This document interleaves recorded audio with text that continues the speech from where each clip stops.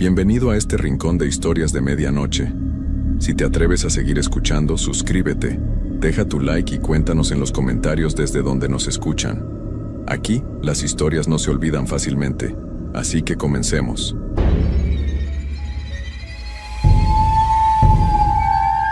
Hay trabajos que te cambian la vida para siempre, y no siempre de la manera que uno espera.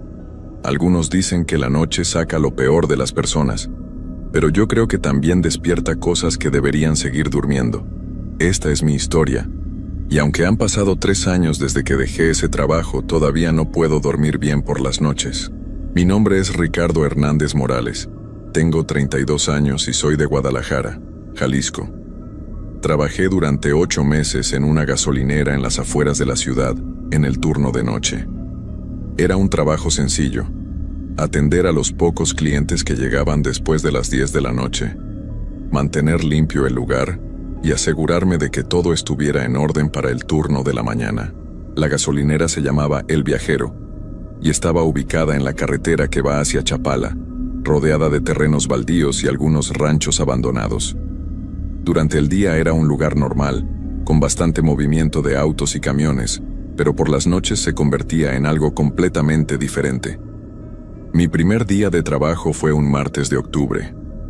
El gerente, don Carlos, me explicó las tareas básicas: revisar los niveles de combustible en los tanques, limpiar los baños cada 2 horas, atender la caja registradora y mantener las luces encendidas toda la noche.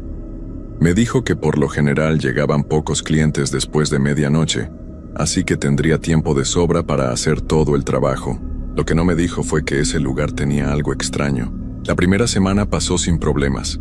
Llegaban algunos camioneros, trabajadores de fábricas que salían tarde, y de vez en cuando alguna familia que regresaba de viaje. Todo normal. Pero durante la segunda semana, empecé a notar cosas que me ponían nervioso. Primero fueron los ruidos. Sonidos como si alguien arrastrara los pies por el concreto, pero cuando salía a revisar, no había nadie. Pensé que podrían ser animales, perros callejeros o gatos, pero los ruidos sonaban demasiado pesados para ser de un animal pequeño. Después empezaron las llamadas telefónicas. El teléfono de la oficina sonaba a las 3 de la mañana, siempre a la misma hora. Cuando contestaba, solo escuchaba silencio, pero sabía que había alguien del otro lado porque podía oír una respiración muy suave, casi imperceptible. Al principio colgaba inmediatamente, pero después me quedaba escuchando unos segundos, tratando de entender qué estaba pasando. Una noche, después de 2 semanas de trabajo, llegó un cliente que me puso los pelos de punta. Era un hombre mayor, de unos 60 años, con ropa sucia y el cabello gris muy largo. Sus ojos eran lo más perturbador. Parecía que miraba a través de mí, como si no estuviera realmente ahí. Se acercó al mostrador con una botella de agua y me dijo con voz ronca: «Muchacho, ten cuidado por las noches. Este lugar no es lo que parece». Le pregunté qué quería decir, pero solo movió la cabeza y se fue sin decir nada más. Esa misma noche, alrededor de las 4 de la mañana, vi algo que me heló la sangre. Estaba organizando unos productos en el mostrador cuando miré hacia afuera y vi una figura parada junto a la bomba número 3. Era la silueta de una mujer, pero algo estaba mal. No se movía para nada, era como si fuera una estatua. Salí para preguntarle si necesitaba ayuda, pero cuando llegué ahí no había nadie. Revisé todo el lugar, miré detrás de las bombas, en el baño, en la bodega, pero estaba completamente solo. Lo extraño es que cuando regresé a la oficina, pude ver mis propias huellas en el suelo, pero también había otras huellas más pequeñas, como de pies descalzos. A partir de esa noche, decidí anotar todo lo que pasaba en un cuaderno. Pensé que tal vez estaba imaginando cosas por el cansancio, pero quería tener un registro de todo. Los días siguientes fueron más tranquilos, pero yo ya estaba nervioso todo el tiempo. Cada ruido me sobresaltaba, cada sombra me parecía sospechosa. Empecé a tomar más café para mantenerme despierto y alerta. Durante la tercera semana las cosas se pusieron peor. Una noche llegó un joven en motocicleta que me preguntó si había visto a su novia. Me describió a una muchacha de cabello negro, vestido blanco y pies descalzos. Le dije que no había visto a nadie así, pero cuando se fue, Recordé las huellas que había visto junto a la bomba número 3. Esa misma noche, el teléfono sonó otra vez a las 3 en punto. Esta vez, en lugar de silencio, escuché una voz de mujer muy suave que decía: «Ayúdame». Le pregunté quién era y qué necesitaba, pero la línea se cortó. No pude dormir nada el resto de la noche. Al día siguiente le conté a don Carlos sobre las llamadas y los ruidos extraños. Él se puso muy serio y me dijo que había tenido otros empleados que se quejaban de cosas similares, pero que nunca le había dado importancia. Me aconsejó que no hiciera caso a esas tonterías y que me concentrara en mi trabajo, pero yo sabía que no eran tonterías. Algo estaba pasando en ese lugar, algo que no podía explicar con lógica. Durante la 4ª semana, conocí a doña Elena, una señora mayor que vivía en un rancho cercano. Llegó una noche a comprar medicinas para su esposo enfermo y se quedó platicando conmigo un rato. Cuando le mencioné los ruidos y las cosas extrañas que había visto, su expresión cambió completamente. Me contó que hace muchos años antes de que construyeran la gasolinera, ese terreno había sido parte de un pueblo pequeño que se inundó durante una tormenta muy fuerte. Varias personas perdieron la vida esa noche, incluyendo a una joven llamada Patricia que se ahogó tratando de llegar a su casa.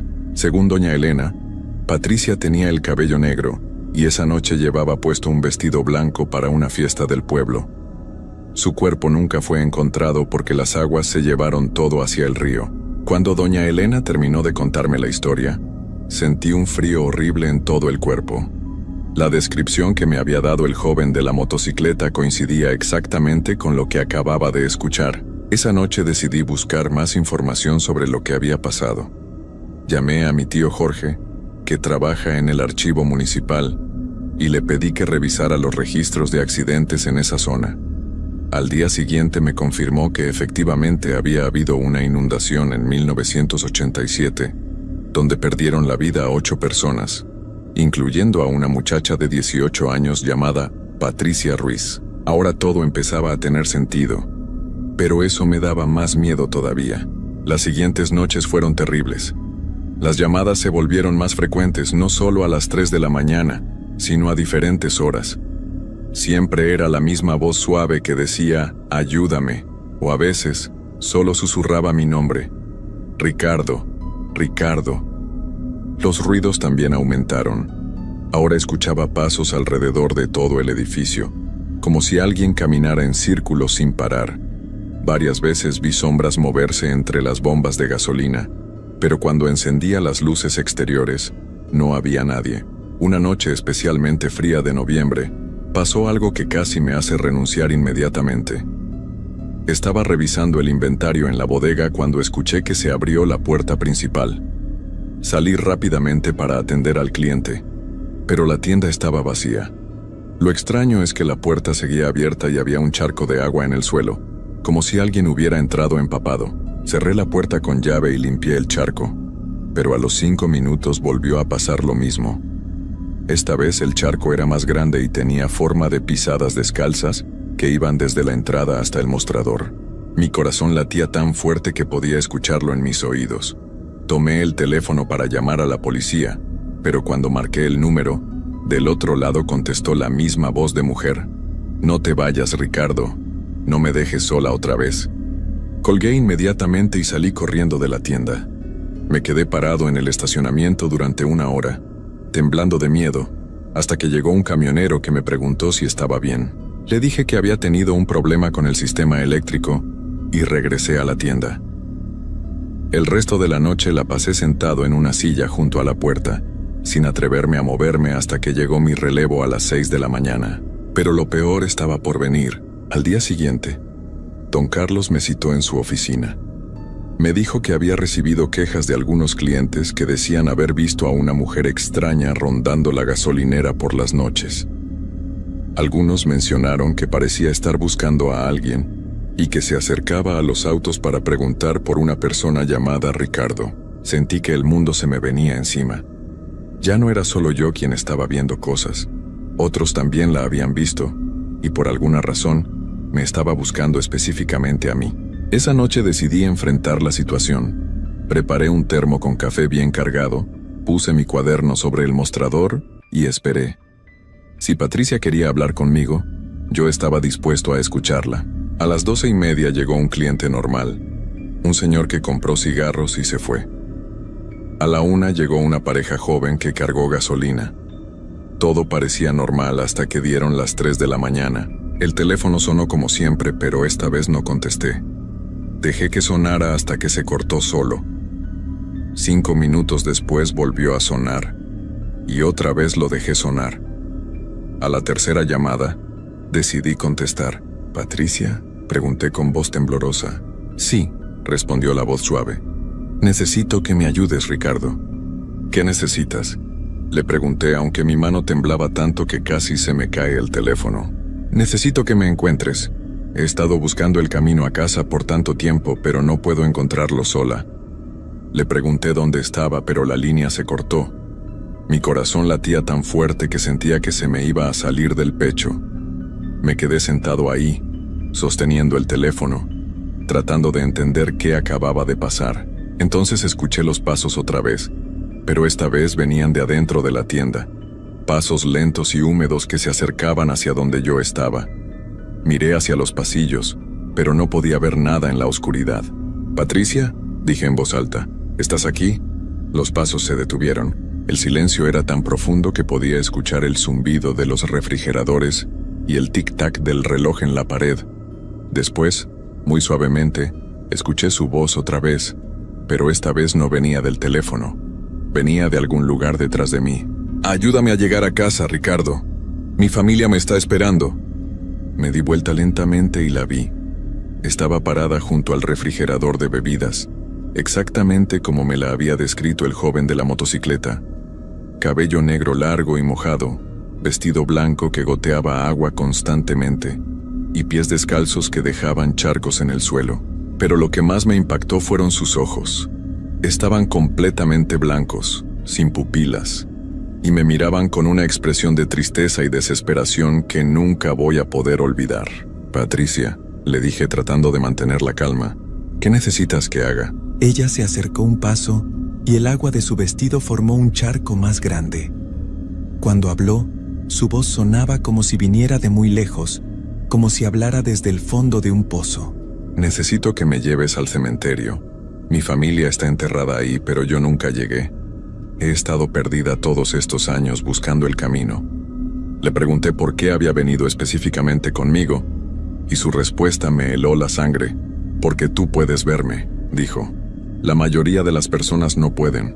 Solo algunos tienen esa capacidad, y tú eres uno de ellos. Por eso te elegí». En ese momento entendí por qué había estado sintiendo tanto miedo todos estos meses. No era solo por los ruidos o las llamadas. Era porque una parte de mí sabía que podía ver cosas que otros no podían. Y eso me convertía en un blanco para quienes necesitaban ayuda desde el otro lado. Patricia me explicó que llevaba 36 años atrapada en ese lugar, en el mismo sitio donde había perdido la vida. Me contó que cada noche trataba de encontrar el camino al cementerio donde estaba su familia, pero siempre terminaba regresando a la gasolinera. «Es como si hubiera una cuerda invisible que me jala de vuelta», me dijo. «No puedo alejarme de aquí. Necesito que alguien me guíe, alguien que pueda verme y caminar conmigo».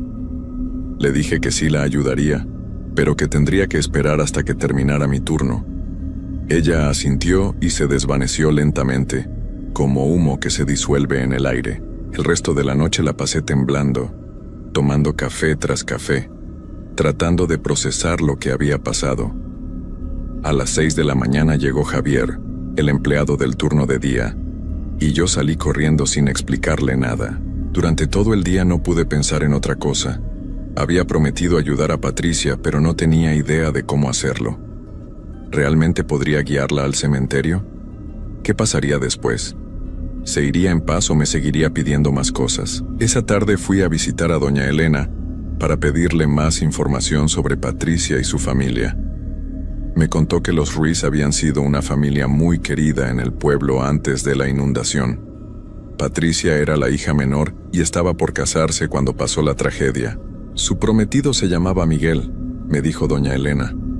Él sobrevivió a la inundación, pero nunca se recuperó de perder a Patricia. Se fue del pueblo poco después y nunca más supimos de él. Dicen que se volvió loco de la tristeza. También me dijo que la familia Ruiz estaba enterrada en el cementerio municipal de San José, a unos 20 kilómetros de la gasolinera. Era un cementerio viejo que ya casi no se usaba, rodeado de árboles y muy pocas luces. Cuando llegué esa noche al trabajo, ya tenía un plan. Esperaría hasta las 3 de la mañana, cerraría la gasolinera por un rato y llevaría a Patricia al cementerio en mi auto. Pensé que tal vez así podría descansar en paz y yo podría seguir trabajando sin problemas, pero las cosas no salieron como yo esperaba. A las 2:30 llegó un cliente que me puso muy nervioso. Era un hombre joven de unos 30 años con los ojos hundidos y la ropa muy arrugada. Se veía como si no hubiera dormido en días. Se acercó al mostrador y me preguntó: ¿Has visto a una muchacha de vestido blanco? Se llama Patricia. Mi sangre se congeló. Le pregunté cómo se llamaba y me dijo: Miguel Santana. He estado buscando a Patricia durante muchos años. Sé que está aquí. Entonces entendí quién era. El prometido de Patricia, el que había sobrevivido a la inundación y se había vuelto loco de tristeza. De alguna manera había descubierto que ella estaba en la gasolinera y había venido a buscarla. Ella me ha estado llamando en sueños, me dijo Miguel con voz desesperada.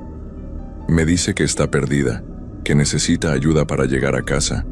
He manejado toda la noche para llegar aquí. En ese momento aparecieron los dos, Patricia y Miguel, parados uno frente al otro en el centro de la tienda. Pero algo estaba terriblemente mal. Miguel no parecía estar vivo tampoco. Su piel era gris y sus ojos tenían la misma expresión vacía que los de Patricia. Me di cuenta de que Miguel había perdido la vida años atrás, probablemente por su propia mano, y que ahora también estaba atrapado, buscando a Patricia por toda la eternidad. Los dos me miraron al mismo tiempo y dijeron al unísono: Ayúdanos a estar juntos para siempre, Ricardo. En ese momento entendí que había cometido un error terrible. No eran almas perdidas buscando descansar en paz. Eran algo mucho más peligroso. Habían estado esperando durante décadas por alguien como yo, alguien que pudiera verlos y ayudarlos, pero no para encontrar la paz, sino para algo completamente diferente. ¿Qué quieren de mí?, les pregunté, aunque ya sabía que no me iba a gustar la respuesta. Patricia sonrió, pero su sonrisa era horrible, demasiado ancha, y cuando habló, su voz sonaba diferente, más grave y siniestra. Queremos que te quedes con nosotros, dijo. Queremos que seas parte de nuestra familia para siempre. Hemos estado tan solos durante tanto tiempo. Miguel se acercó más y pude ver que su cara tenía marcas extrañas, como si se hubiera lastimado a propósito. Puedes quedarte aquí con nosotros, Ricardo. Nunca más estarás solo. Nunca más tendrás que preocuparte por nada. Traté de correr hacia la puerta, pero mis piernas no me respondían. Era como si hubiera raíces invisibles que me tenían atado al suelo. El aire se volvió espeso y frío, y las luces de la gasolinera empezaron a parpadear. No puedes irte, dijo Patricia acercándose más. Ya eres parte de esto. Desde la primera noche que nos viste, ya eras nuestro. Entonces entendí la horrible verdad. No habían estado buscando ayuda para irse. Habían estado buscando a alguien que se quedara con ellos para siempre. Alguien que pudiera verlos y que se convirtiera en parte de su mundo de sufrimiento eterno. Traté de gritar, pero no me salía la voz. Traté de rezar, pero no recordaba ninguna oración. Lo único que podía hacer era quedarme ahí parado, viendo cómo se acercaban más y más. Patricia extendió su mano hacia mí, y cuando me tocó el brazo sentí un frío tan intenso que era como si me quemara. Su piel estaba helada y húmeda, y donde me tocó, mi piel se puso gris como la de ellos. Ya casi termina, dijo suavemente. Solo relájate. Pronto ya no sentirás dolor nunca más. Miguel me tocó el otro brazo, y la sensación de frío se extendió por todo mi cuerpo. Podía sentir como mi corazón latía cada vez más lento, como mi respiración se volvía más difícil. En ese momento llegó un camionero que tocó el claxon afuera. Patricia y Miguel se alejaron rápidamente y desaparecieron, pero el daño ya estaba hecho. Cuando miré mis brazos, tenían marcas grises donde me habían tocado. y podía sentir que algo había cambiado dentro de mí. Atendí al camionero como pude, tratando de actuar normal, pero sabía que ya no era el mismo. Las marcas en mis brazos no desaparecieron con el tiempo. Al contrario, se fueron extendiendo lentamente. Durante las siguientes semanas, Patricia y Miguel aparecieron cada noche. Ya no me pedían ayuda. Solo se quedaban ahí, mirándome, esperando. Sabían que eventualmente me uniría a ellos, y no había nada que yo pudiera hacer para detenerlo. Traté de renunciar, pero don Carlos me dijo que no podía dejarme ir. Según él, yo era el mejor empleado nocturno que había tenido, y los clientes siempre comentaban lo servicial que era. Lo que él no sabía es que cada noche yo era un poco menos humano. Las marcas grises siguieron extendiéndose. Primero llegaron a mis hombros, después a mi pecho. Mi piel se volvía más fría cada día, y empecé a perder la capacidad de sentir cosas normales como el hambre o el cansancio. También empecé a ver más espíritus. No solo a Patricia y Miguel, sino a otros que habían perdido la vida en accidentes en esa carretera. Todos me miraban con la misma expresión de esperanza, esperando que me uniera a ellos. Una noche, un mes antes de que terminara mi transformación, llegó otro empleado nuevo para el turno de día. Era un muchacho joven, de unos 22 años, que se llamaba Daniel. Cuando lo conocí, pude ver algo en sus ojos que me resultó familiar. Era la misma expresión que yo había tenido cuando empecé a trabajar ahí. Él también podía verlos. La primera noche que Daniel trabajó el turno nocturno, yo ya había desaparecido completamente de mi vida anterior. Mi familia pensaba que me había ido a trabajar a otro estado. Mis amigos dejaron de buscarme. Para el mundo exterior, Ricardo Hernández Morales ya no existía, pero yo sí existía, solo que ahora era parte de algo diferente. Algo que esperaba en la gasolinera El Viajero todas las noches. Ahora somos 4, Patricia, Miguel, yo y pronto Daniel. Él está empezando a ver las mismas cosas que yo vi. Escucha los mismos ruidos, recibe las mismas llamadas. Anoche le tocamos el brazo por primera vez, y esta mañana vi las marcas grises en su piel. Daniel no lo sabe todavía, pero ya es nuestro. Ya es parte de la familia. Y cuando él se complete, esperaremos a que llegue el siguiente. Porque siempre hay alguien más que puede vernos, alguien más que puede ayudarnos a crecer. La gasolinera El Viajero sigue funcionando normalmente durante el día. Los clientes llegan, cargan gasolina, compran sus cosas y se van sin saber lo que realmente pasa ahí por las noches. Pero nosotros sabemos, nosotros esperamos, y si alguna vez tienes que parar en una gasolinera solitaria durante la madrugada, y el empleado te mira de una manera extraña, como si pudiera ver algo que tú no puedes ver, mejor sigue manejando, porque tal vez nosotros ya te estemos esperando, y una vez que formas parte de la familia, nunca más podrás irte.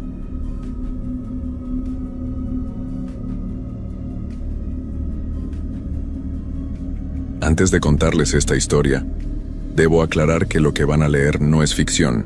Me lo contó directamente mi primo Roberto, quien trabajó como taxista durante 15 años en la Ciudad de México. Él nunca fue de inventar cuentos. Siempre fue muy serio y trabajador. Cuando me relató esta experiencia, aún temblaba al recordar esa noche. Han pasado 3 años y todavía no puede hablar del tema sin que se le ponga la piel de gallina. Lo que más me impresiona es que Roberto dejó de trabajar de taxista después de lo que vivió esa madrugada de octubre. Mi nombre es Roberto Hernández Morales y soy originario de Naucalpan, Estado de México. Durante 15 años manejé un taxi amarillo en la Ciudad de México, trabajando principalmente el turno nocturno porque pagaba mejor. Era un trabajo duro pero honesto, y así pude sacar adelante a mi esposa María y a mis 2 hijos pequeños. Esa noche del 13 de octubre empezó como cualquier otra. Salí de casa alrededor de las 8 de la noche después de cenar con mi familia. Mi taxi era un Tsuru amarillo del 2010, no el más nuevo pero confiable. Siempre lo mantenía limpio y en buen estado porque esa era mi herramienta de trabajo. El plan era trabajar hasta las 5 de la mañana, como siempre hacía los viernes. Las primeras horas transcurrieron normales. Llevé a una señora al hospital, después a unos jóvenes a una fiesta en la colonia Roma, y luego a un señor mayor a su casa en la Doctores. Cerca de las 11:30 de la noche, Estaba esperando pasaje en la esquina de Insurgentes y Álvaro, Obregón, cuando subió ella. Era una mujer joven, tal vez de unos 25 años, muy pálida y delgada. Llevaba un vestido blanco sencillo y el cabello largo y negro. Le cubría parte del rostro. Lo que más me llamó la atención fueron sus ojos. Eran muy oscuros y parecían estar mirando algo que yo no podía ver. Cuando subió al taxi noté que temblaba ligeramente, como si tuviera frío, aunque esa noche hacía bastante calor. «Buenas noches, jefe», me dijo con voz muy suave, casi un susurro. «¿Me puede llevar al Panteón de San Fernando?» Me pareció extraño que alguien quisiera ir a un panteón tan tarde. Pero en este trabajo uno ve de todo. Pensé que tal vez tenía algún familiar enfermo en un hospital cercano o algo así. Le dije que sí, que sin problema, y arranqué el taxi. Durante el camino, intenté hacer plática como siempre hago con mis pasajeros. «¿Todo bien, señorita? ¿No se siente mal?», le pregunté porque la veía muy pálida en el espejo retrovisor. Pero ella no contestó. Solo siguió mirando por la ventana con esos ojos tan extraños. El tráfico estaba ligero a esa hora, así que llegamos al panteón en unos 20 minutos. Cuando paré frente a la entrada principal, que obviamente estaba cerrada con cadenas y candados, me volteé para decirle que ahí estábamos y preguntarle si quería que la esperara. Pero el asiento trasero estaba vacío. Al principio pensé que se había bajado mientras yo estacionaba y no me di cuenta, pero las puertas del taxi tienen seguros automáticos que suenan cuando se abren. No había escuchado nada. Además, había estado viendo por el espejo durante todo el camino y ella seguía ahí hasta unos segundos antes. Bajé del taxi para buscarla por los alrededores, pensando que tal vez se había bajado muy rápido y ya había caminado hacia algún lado, pero no había nadie. Las calles estaban completamente vacías y silenciosas. Solo se escuchaba el ruido lejano del tráfico en las avenidas principales. Regresé al taxi confundido. Revisé el asiento trasero pensando que tal vez había dejado algo. Una bolsa, dinero para el viaje, cualquier cosa que me demostrara que realmente había estado ahí. Pero no encontré nada. Ni siquiera había quedado su olor o alguna señal de que alguien se hubiera sentado en ese lugar. Lo más extraño de todo es que cuando toqué el asiento donde ella había estado sentada, estaba helado. No frío, sino helado, como si hubiera estado en un refrigerador. Esto no tenía sentido porque el aire acondicionado del taxi ni siquiera estaba prendido y hacía calor esa noche. Me quedé parado junto al taxi durante varios minutos, tratando de entender qué había pasado. Pensé que tal vez estaba muy cansado y había imaginado todo, pero sabía que eso no era cierto. Había hablado con ella, la había visto en el espejo, había sentido el peso del taxi cuando subió. Decidí irme de ahí lo más pronto posible. Algo no estaba bien y no quería quedarme más tiempo frente a ese panteón. Mientras arrancaba el taxi, miré una vez más hacia la entrada del cementerio. Por un momento, creí ver una figura blanca parada junto a las rejas, pero cuando prendí las luces altas para ver mejor, no había nada. Manejé de regreso al centro de la ciudad con las manos temblando. No podía dejar de pensar en lo que había pasado. ¿Había sido real? ¿Estaba perdiendo la razón? Durante mis 15 años como taxista, había visto cosas extrañas, pero nunca algo así. Decidí no contarle nada a María cuando llegara a casa. No quería preocuparla y además, ¿cómo le iba a explicar algo que yo mismo no entendía? Pensé que tal vez después de dormir un poco, todo tendría más sentido, o tal vez me daría cuenta de que había sido mi imaginación. Pero las cosas iban a ponerse mucho más extrañas antes de que terminara esa noche.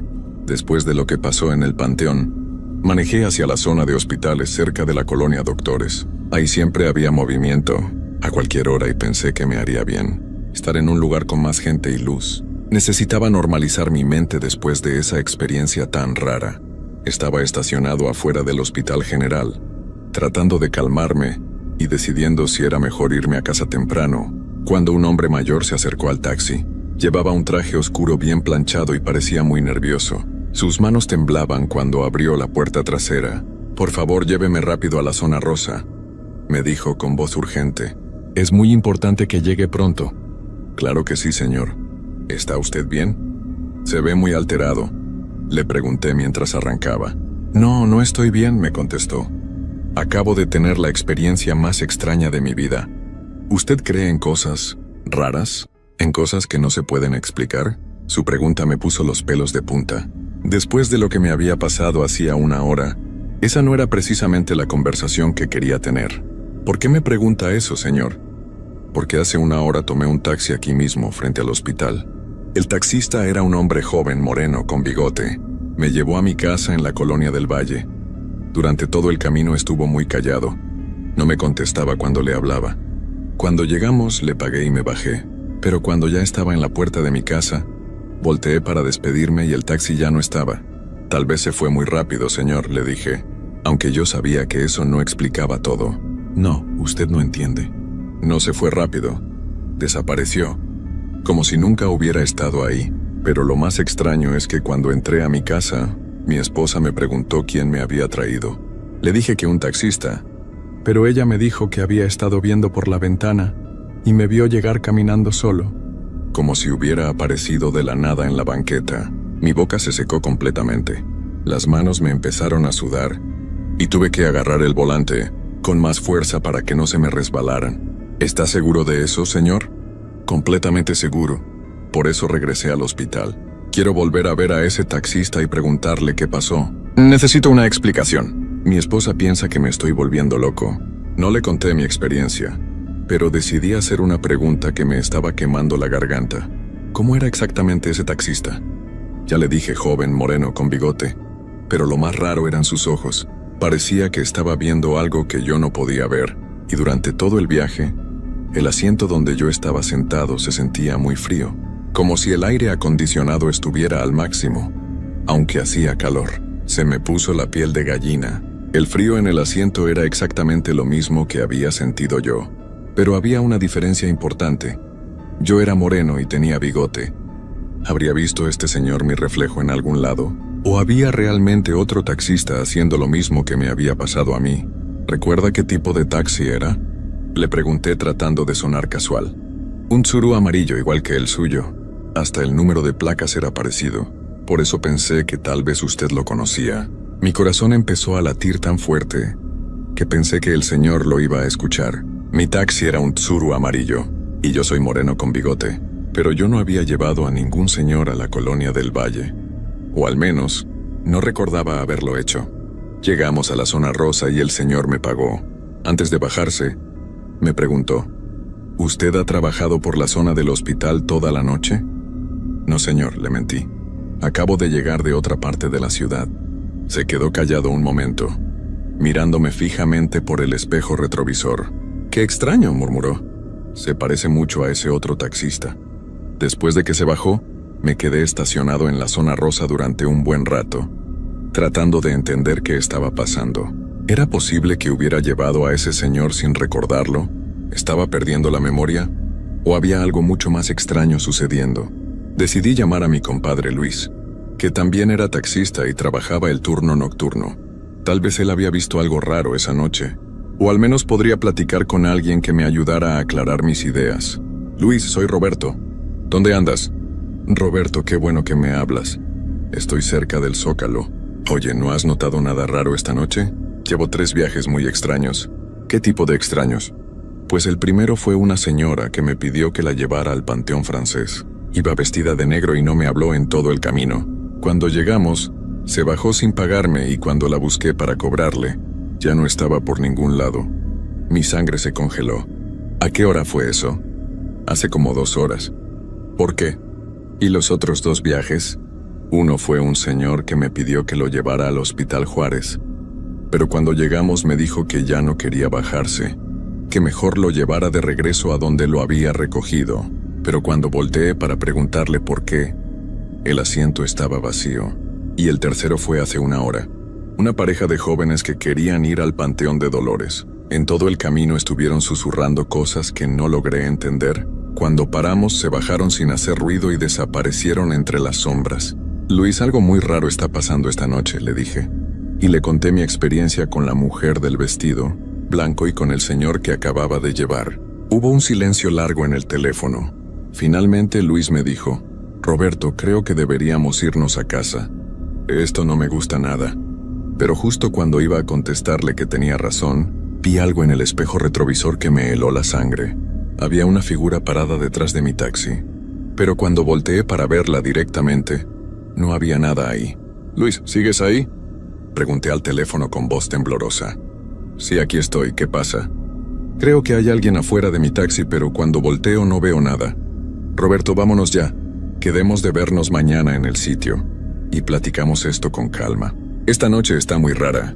Colgué el teléfono y decidí que Luis tenía razón. Ya era suficiente por esa noche. Pero cuando intenté arrancar el taxi, no prendió. La batería estaba completamente cargada en la mañana y el motor había estado funcionando perfectamente toda la noche. Volví a intentar y nada. Ni siquiera se escuchaba el ruido del motor tratando de encender. Bajé del taxi para revisar el capó, aunque la verdad no entendía mucho de mecánica. Pero antes de que pudiera abrirlo, escuché una voz detrás de mí. ¿Problemas con el auto? Me volteé y ahí estaba un hombre vestido con overol azul, como los que usan los mecánicos. Era de mediana edad, con las manos manchadas de grasa. Lo extraño era que no había visto de dónde había salido. Un segundo antes no había nadie en la calle. Si no quiere prender, le dije, aunque algo dentro de mí me decía que no debería hablar con ese hombre. Déjeme ayudarle. Soy mecánico, dijo acercándose al taxi. Estos tsurus a veces tienen problemas con el sistema eléctrico. Se acercó al capó y lo abrió sin preguntarme. Empezó a revisar cables y conexiones con movimientos muy rápidos, como si supiera exactamente qué buscar. Pero mientras lo hacía, me di cuenta de algo que me puso los pelos de punta. No tenía sombra. A pesar de que había farolas prendidas en la calle, el hombre no proyectaba ninguna sombra en el suelo. Ya está, dijo cerrando el capó. Intente prender ahora. Subí al taxi sin quitarle los ojos de encima. El motor prendió perfectamente al primer intento. Cuando levanté la vista para agradecerle, ya no estaba ahí. Salí del taxi lo más rápido que pude y busqué por todas las direcciones.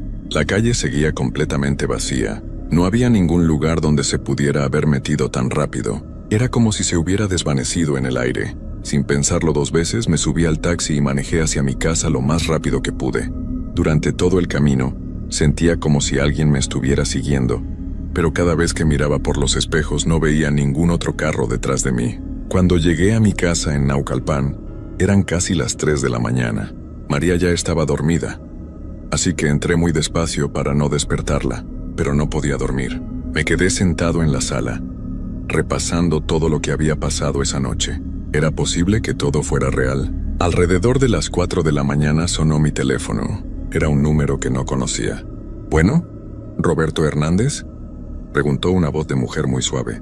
Sí, soy yo. ¿Quién habla? Soy la mujer que llevó usted al panteón esta noche.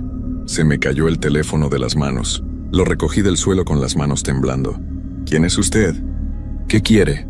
Necesito que regrese por mí. Estoy esperando donde me dejó. No, eso no va a pasar. No sé quién sea usted, pero... Roberto, me interrumpió. Su voz ahora sonaba diferente, más fría. Usted me debe un viaje. No pagué la primera vez. Vengo por lo que es mío. La línea se cortó. Me quedé ahí sentado con el teléfono en la mano, sin poder creer lo que acababa de escuchar. ¿Cómo había conseguido mi número? ¿Cómo sabía mi nombre completo? En el taxi tengo mi identificación pegada, pero ella había desaparecido antes de que pudiéramos llegar a hablar de pago. Decidí no contestar más el teléfono esa noche. Fui a mi cuarto. Me acosté junto a María y traté de dormir un poco, pero cada vez que cerraba los ojos, veía esos ojos oscuros de la mujer del vestido blanco mirándome fijamente. Alrededor de las 5 de la mañana, cuando ya empezaba a amanecer, logré quedarme dormido por unos minutos, pero me desperté de golpe porque había escuchado algo afuera de la casa. Me levanté y miré por la ventana de la sala. Mi taxi estaba estacionado afuera, donde lo había dejado, pero había alguien sentado en el asiento del pasajero, una figura con vestido blanco. Salí corriendo hacia la calle, pero cuando llegué al taxi no había nadie adentro. Las puertas estaban cerradas con seguro, tal como las había dejado. Pero en el asiento trasero había algo que no había estado ahí antes. Una flor blanca, como las que ponen en los servicios funerarios. La tomé con manos temblorosas. Estaba helada y se desbarató en mis dedos como si hubiera estado en el refrigerador por días. Los pétalos cayeron al suelo del taxi como pequeños pedazos de hielo. En ese momento supe que lo que me había pasado esa noche no era normal. No era mi imaginación, no era cansancio, no eran coincidencias. Algo me había elegido esa noche y no iba a dejarme en paz. Regresé a la casa y desperté a María. Le conté todo lo que había pasado, desde la mujer del vestido blanco hasta la llamada telefónica. Al principio pensó que había tenido una pesadilla muy vivida, pero cuando vio lo nervioso que estaba y le mostré los restos de la flor blanca que aún tenía en las manos, se preocupó mucho. «Roberto, no vuelvas a trabajar en las noches», me dijo. «Al menos no por un tiempo. Algo no está bien». Pero yo sabía que no iba a ser tan fácil. La voz en el teléfono había dicho que vendría por lo que era suyo, y tenía la horrible sensación de que eso no había terminado. Los siguientes 3 días traté de hacer vida normal. No salí a trabajar y me quedé en casa ayudando a María con los niños. Pero cada noche, exactamente a las 11:30 sonaba el teléfono. El mismo número desconocido. Al principio contestaba, pero solo escuchaba silencio del otro lado. Después dejé de contestar, pero el teléfono seguía sonando durante horas. El 4.º día, María tuvo que salir temprano a casa de su hermana, porque su mamá se había enfermado. Los niños se fueron con ella y yo me quedé solo en la casa. Había decidido que esa tarde iba a vender el taxi. No podía seguir con esa situación, pero alrededor de las 6 de la tarde, mientras estaba viendo televisión, escuché que alguien tocaba el claxon de mi taxi afuera. Miré por la ventana y el taxi estaba ahí, pero no había nadie adentro. El claxon seguía sonando solo, como si alguien invisible estuviera presionando el botón. Salí a la calle para investigar. Cuando me acerqué al taxi, el claxon paró, pero ahora el motor estaba prendido. Las llaves estaban en mi bolsillo, pero el motor funcionaba perfectamente. Y lo más extraño de todo, la puerta del conductor estaba abierta, como invitándome a subir. Sabía que no debería hacerlo. Sabía que era una trampa, pero algo muy fuerte me jalaba hacia el taxi, como si ya no tuviera control sobre mis propias acciones. Mis piernas caminaron solas hacia el asiento del conductor. Cuando me senté, la puerta se cerró sola. Traté de abrirla, pero no respondía. Los seguros no funcionaban. Tampoco podía apagar el motor. El taxi empezó a moverse solo, como si alguien más estuviera manejando. Durante todo el recorrido, intenté tomar control del volante, pero mis manos lo tocaban sin poder girarlo. Era como si el taxi fuera manejado por alguien invisible. Miré en el espejo retrovisor y vi que en el asiento trasero estaba sentada la mujer del vestido blanco. Esta vez podía verla claramente. «Gracias por regresar por mí, Roberto», me dijo con esa voz tan suave que me ponía la piel de gallina. ¿Qué quiere de mí? «¿Quién es usted?» «Soy alguien que necesita llegar a casa, y usted es mi taxista. Pero yo ya la llevé al panteón la otra noche». «No, Roberto. Esa noche usted no me llevó al panteón. Usted me llevó a la calle donde yo vivía antes de irme. El panteón es donde descanso ahora, pero necesitaba regresar una vez más a mi casa para despedirme». El taxi se dirigía hacia una colonia que yo no conocía muy bien, cerca de Xochimilco. Las calles se hicieron más angostas y las casas más viejas. Finalmente paramos frente a una casa pequeña, con las ventanas tapadas con tablas de madera. «Esta era mi casa», dijo la mujer. «Aquí viví con mi esposo y mi hijita pequeña. Hace 3 años nos pasó algo muy malo en esa casa, pero nunca pude despedirme bien». «¿Qué fue lo que pasó?» «Hubo un incendio una noche. No pudimos salir a tiempo. Mi esposo y mi hija se fueron al cielo antes que yo. Yo me quedé aquí, esperando poder volver a verlos. Pero después me di cuenta de que ellos ya no están en este mundo. Se me hizo un nudo en la garganta». «¿Usted también se fue en ese incendio?» «Sí, Roberto. Pero había cosas que no pude terminar. Por eso a veces necesito la ayuda de personas como usted para poder moverme por la ciudad. Los taxistas son las únicas personas que van a todos lados sin hacer preguntas». La mujer se bajó del taxi y caminó hacia la casa. Puso su mano en la puerta principal y por unos segundos pude ver luces adentro, como si alguien hubiera prendido las velas. Luego escuché voces muy suaves, como si fueran de niños jugando. «Gracias, Roberto», me gritó desde la puerta. «Ya puedo irme en paz. Mi familia me estaba esperando». Una luz muy brillante salió de la casa. Tuve que cerrar los ojos porque me cegaba. Cuando los abrí, la mujer ya no estaba. La casa seguía tapada y abandonada, pero ahora había una paz extraña en el aire. El taxi volvió a la normalidad. Pude mover el volante y los seguros funcionaron. Manejé de regreso a mi casa lo más rápido que pude, pero esta vez no sentía miedo. Sentía una tristeza muy profunda por esa familia que había perdido la vida de una manera tan terrible. Esa noche llamé a mi compadre Luis para contarle lo que había pasado. Él me dijo que había investigado un poco sobre los lugares donde habíamos tenido las experiencias extrañas. Resultó que esa semana se cumplían exactamente 3 años de que varias familias habían perdido la vida en diferentes accidentes por toda la ciudad. Incendios, choques, intoxicaciones. Y todos habían pasado en fechas muy cercanas al 13 de octubre. Creo que ellos necesitaban ayuda para poder despedirse, me dijo Luis. Y nosotros fuimos los elegidos para ayudarles. Después de esa noche, nunca más recibí llamadas extrañas. El taxi funcionó perfectamente normal, pero yo ya no pude seguir trabajando como taxista nocturno. Cada vez que veía las calles vacías en la madrugada, recordaba esos ojos tan tristes de la mujer del vestido blanco. Vendí el taxi 2 semanas después y busqué otro trabajo. Ahora trabajo en una fábrica durante el día. Pago menos, pero duermo tranquilo en las noches. María dice que fue la mejor decisión que pude haber tomado. A veces, cuando paso por algún panteón, prendo una veladora por esa familia que perdió la vida en el incendio. Espero que hayan encontrado la paz que buscaban y que estén juntos en algún lugar mejor. Pero hay algo que nunca le he contado a nadie, ni siquiera a María. Hace unas semanas, mientras manejaba mi carro personal cerca del centro, vi a un taxista parado en una esquina. Era de noche y había un pasajero subiendo a su taxi. El pasajero iba vestido completamente de negro y cuando volteó hacia mi carro, pude ver que tenía la misma mirada perdida que había visto antes. No me detuve. Seguí manejando y traté de olvidar lo que había visto. Pero sé que en algún lugar de esta ciudad, otras personas siguen necesitando ayuda para encontrar su camino final. Y sé que siempre habrá taxistas dispuestos a llevarlos, sin saber realmente a quién están transportando. Por eso ya no manejo de noche. Por eso cambié de trabajo. Porque aprendí que hay pasajeros que pagan sus viajes de maneras que uno nunca se imagina. Y hay destinos a los que es mejor no llegar. Aunque el camino parezca normal y la persona que te pide el favor se vea completamente real. Esta es mi historia. Es lo que me pasó durante esa noche del 13 de octubre.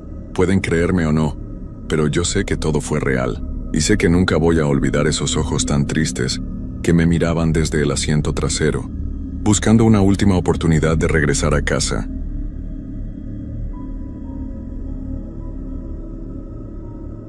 ¿Alguna vez has sentido que un lugar está vivo, aunque debería estar en silencio? No hablo de un simple escalofrío, o de imaginar cosas en la oscuridad. Hablo de esa sensación que te aprieta el pecho, como si la tierra misma tuviera ojos y supiera quién eres. Eso fue lo que viví cuando empecé a trabajar en el cementerio del silencio.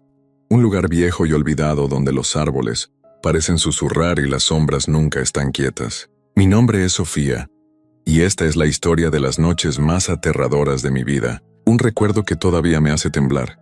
Todo empezó por un trabajo que nadie quería, pero que me llevó a descubrir algo que nunca debía haber visto. Era principios de marzo y yo estaba en las últimas. Había perdido mi trabajo en una tienda, y el dinero apenas me alcanzaba para la renta. Un día, mientras caminaba por el pueblo, vi un anuncio pegado en un poste. Se necesita vigilante nocturno para el cementerio de El Silencio. Pago semanal sin experiencia. No sonaba como el mejor plan, pero no tenía muchas opciones. Llamé al número, y una voz seca me dijo que llegara al atardecer. «Trae una linterna buena y no hagas preguntas tontas», dijo el hombre. Pensé que era una forma de asustarme. Ojalá le hubiera hecho caso. Llegué al cementerio de El Silencio cuando el sol ya se estaba escondiendo. El lugar estaba al borde del pueblo, detrás de una reja oxidada y rodeado de árboles torcidos que parecían vivos. Las lápidas estaban desordenadas, algunas tan viejas que no se leían, otras rotas como si el tiempo las hubiera aplastado. La maleza cubría los caminos, y el aire olía a tierra húmeda y a algo ácido que no podía identificar. La reja chirrió cuando la abrí, y un frío me recorrió la espalda, aunque todavía no hacía tanto frío. El hombre que me contrató, don Eusebio, estaba esperándome junto a una caseta pequeña cerca de la entrada. Era flaco con el pelo blanco y unos ojos que no parpadeaban. Me dio una linterna pesada, un manojo de llaves y un cuaderno gastado. «Tu trabajo es sencillo, Sofía», dijo con voz baja. «Camina por el cementerio, asegúrate de que no entre nadie y cierra al amanecer, pero no te acerques al sector viejo, el que está junto a la cruz de piedra. Ese lugar no es para ti». Le pregunté por qué, pero solo negó con la cabeza y se fue, dejándome sola con el ruido de sus pasos en la grava. Mi turno empezó a las 9.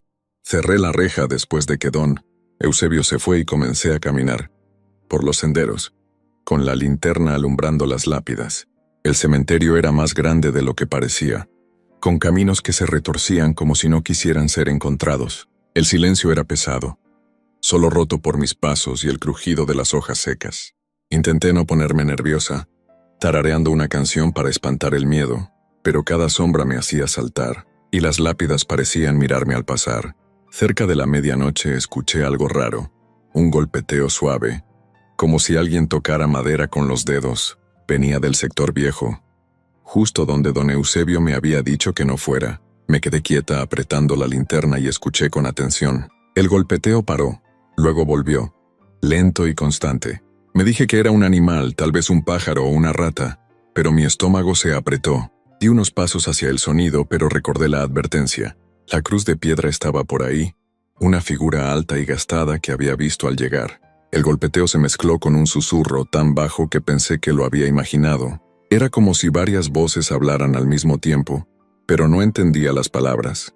Mi piel se erizó y giré la linterna a mi alrededor, pero no había nada, solo lápidas, sombras y los árboles moviéndose con el viento. Los susurros se hicieron más fuertes como un murmullo que venía de la tierra. Retrocedí con los pies pesados y corrí a la caseta. Me senté ahí con la puerta entreabierta y escribí en el cuaderno. Escuché golpes y susurros en el sector viejo. Seguro es nada, pero no me lo creía.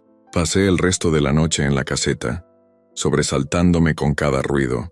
Los susurros se desvanecían por momentos, pero el golpeteo seguía, siempre desde el mismo lugar. Mantuve la linterna encendida apuntando a la puerta, como si eso pudiera protegerme. Cuando el cielo empezó a aclarar, los sonidos pararon, y el cementerio parecía casi normal, bajo la luz gris del amanecer. Don Eusebio llegó para reemplazarme, y le conté lo que había oído. No pareció sorprendido, solo cansado. «No te acerques a la cruz de piedra, Sofía», dijo con voz cortante. «Hay cosas que no necesitas saber». Caminé de vuelta a mi cuarto, agotada pero inquieta. Los golpes, los susurros, las advertencias de don Eusebio, todo me daba vueltas. Sabía que debía renunciar, buscar otro trabajo, pero necesitaba el dinero, y una parte de mí quería saber qué pasaba. ¿Qué había en el sector viejo? ¿Por qué don Eusebio estaba tan nervioso? Decidí que la próxima noche me acercaría a la cruz de piedra, solo para mirar. No sabía que esa decisión me iba a llevar al secreto más oscuro del silencio. No podía dejar de pensar en los susurros y los golpes, todo el día. Mientras intentaba dormir en mi cuarto, esos sonidos se repetían en mi cabeza, como si el cementerio me hubiera seguido.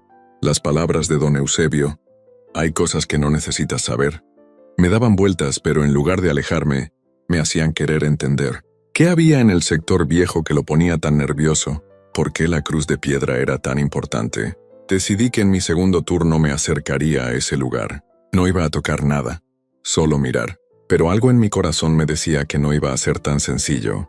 Llegué al cementerio al anochecer, con la mochila cargada, la linterna de siempre, una extra por si acaso, el cuaderno y una botella de agua. El cielo estaba oscuro, sin estrellas, y el aire se sentía más pesado que la noche anterior. Don Eusebio estaba en la caseta revisando unas herramientas. Cuando me vio, frunció el ceño. «No hagas tonterías, Sofía», dijo sin levantar la vista. «Mantente en los caminos principales». Asentí, pero no dije nada. No quería prometer algo que no iba a cumplir. Cuando se fue, cerré la reja y empecé a caminar. El cementerio estaba igual de silencioso, pero ahora cada crujido de las ramas me ponía los nervios de punta. Intenté quedarme en la parte nueva, donde las lápidas eran más ordenadas, pero mis ojos seguían yendo hacia el sector viejo. La cruz de piedra se veía a lo lejos, alta y oscura, como si marcara el límite de algo prohibido. Los susurros volvieron, suaves al principio viniendo de esa dirección. Esta vez no sonaban como un lamento, sino como si me llamaran, diciendo palabras que no podía entender. Me detuve a unos metros del sector viejo. Las lápidas ahí eran diferentes, más antiguas, cubiertas de musgo y tan gastadas que parecían derretirse en la tierra. Algunas estaban rotas y otras tenían símbolos extraños tallados, como círculos y líneas torcidas. La cruz de piedra estaba en el centro, rodeada de tumbas que parecían más hundidas, como si el suelo las estuviera tragando. Apunté la linterna hacia una lápida, pero no había nombres, solo esos símbolos que me daban escalofríos. El aire era más frío aquí, y mi aliento se volvía nubes que desaparecían rápido. Entonces escuché el golpeteo otra vez, más claro que la noche anterior. Venía de una tumba cerca de la cruz, un sonido lento, como si alguien tocara desde dentro. Mi corazón se aceleró y di un paso atrás, pero los susurros me detuvieron. «Ven, ven», decían, tan claros que parecía que alguien estaba a mi lado. La linterna temblaba en mi mano y el haz de luz se clavó en la tumba. Por un momento creí ver la tierra moverse, como si algo empujara desde abajo. Me quedé congelada, con el cuerpo gritándome que corriera, pero mis pies no se movían. De repente la linterna parpadeó y se apagó. La golpeé contra mi mano, pero no volvió a encender. La oscuridad me envolvió, y los susurros se hicieron más fuertes, como un coro que venía de todas partes. Saqué la linterna extra, pero antes de encenderla, vi algo en la penumbra. Una sombra alta y delgada, parada junto a la cruz de piedra. No tenía cara, pero sentía que me miraba. Levantó una mano, lenta como si me señalara. Encendí la linterna con dedos temblorosos, y la sombra desapareció, pero el golpeteo seguía, ahora más rápido, como si estuviera desesperado. Corrí hacia la caseta, tropezando con las raíces y las lápidas. Me encerré ahí, con el corazón latiendo tan fuerte que apenas podía pensar. Escribí en el cuaderno con la mano temblando. Vi una sombra junto a la cruz. Los golpes no paran. Intenté calmarme tomando sorbos de agua, pero los susurros seguían, ahora dentro de mi cabeza repitiendo «ven, ven», como una orden.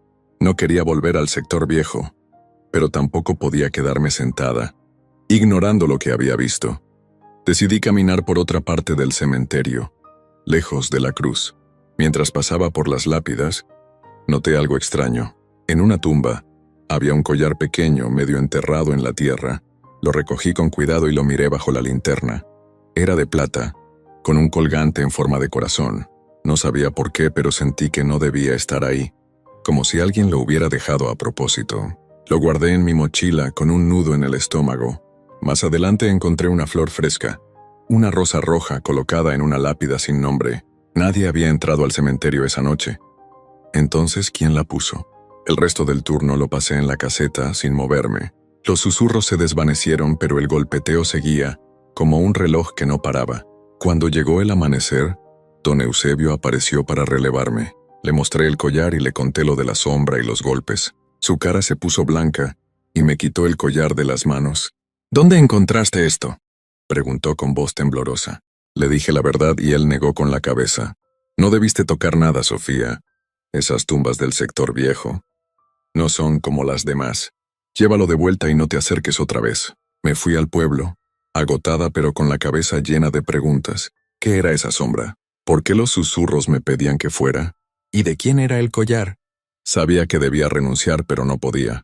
El cementerio me tenía atrapada, y necesitaba saber la verdad. Planeé que la próxima noche, mi último turno de la semana, volvería al sector viejo, no para tocar nada, sino para entender qué estaba pasando. No sabía que esa decisión me iba a llevar al corazón de un secreto que el silencio había guardado por demasiado tiempo. No podía seguir ignorando lo que pasaba en el silencio. Los susurros, los golpes, la sombra junto a la cruz de piedra, todo me perseguía, incluso en el día cuando intentaba descansar. El collar que encontré y la advertencia de don Eusebio me quemaban en la mente. Sabía que debía dejar el trabajo, buscar algo más, pero el cementerio no me dejaba ir. Era como si me hubiera marcado, como si quisiera que descubriera su secreto. Decidí que mi último turno de la semana sería mi oportunidad de entender. Iba a volver al sector viejo, no para tocar nada, sino para mirar y escuchar. Pero algo en mi corazón me decía que no iba a salir de ahí sin respuestas, ni sin miedo. Llegué al cementerio al anochecer, con la mochila más pesada de lo normal. Llevaba las 2 linternas, pilas nuevas, el cuaderno, la botella de agua y una cuerda corta que metí por si acaso. Devolví el collar a la tumba donde lo había encontrado, como don Eusebio me pidió, pero no podía sacarme de la cabeza el colgante en forma de corazón. El cielo estaba cubierto de nubes negras, y el aire olía a lluvia, aunque no caía ni una gota. Don Eusebio ya se había ido cuando llegué, pero dejó una nota en la caseta. «No vayas al sector viejo, Sofía». Última advertencia. La arrugué y la guardé en el bolsillo. No iba a detenerme ahora. Cerré la reja y caminé directo hacia el sector viejo sin darme tiempo para dudar. Las lápidas del camino parecían más torcidas, como si se inclinaran hacia mí. La cruz de piedra se alzaba al fondo, oscura y silenciosa, rodeada de tumbas que parecían respirar. Los susurros empezaron antes de que llegara, suaves pero claros, diciendo, «Mira, mira». En lugar de «ven», mi linterna alumbraba las lápidas, y los símbolos tallados parecían brillar, aunque no había luz que los reflejara. El golpeteo volvió, desde la misma tumba de antes, lento pero insistente, como si algo quisiera salir. Me detuve frente a la tumba, con el corazón latiendo tan fuerte que lo sentía en los oídos. La tierra estaba suelta, como si alguien hubiera cavado y vuelto a cubrir. Apunté la linterna y por un segundo, vi un movimiento.